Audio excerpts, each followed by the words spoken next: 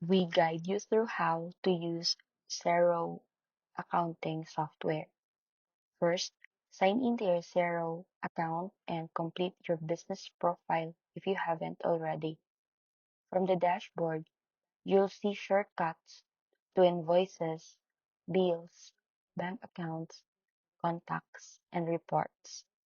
To create invoice, click Business, select Invoices, then choose New Invoice.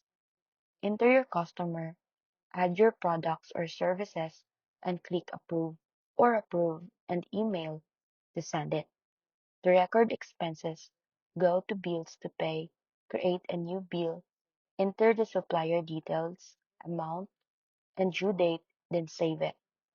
If you've connected your bank account, Xero will automatically import transactions, allowing you to match them with invoices or expenses through bank reconciliation.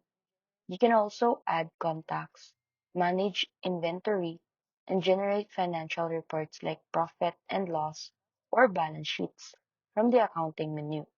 And finally, customize your settings, invite team members if needed, and regularly reconcile your accounts to keep your financial record accurate.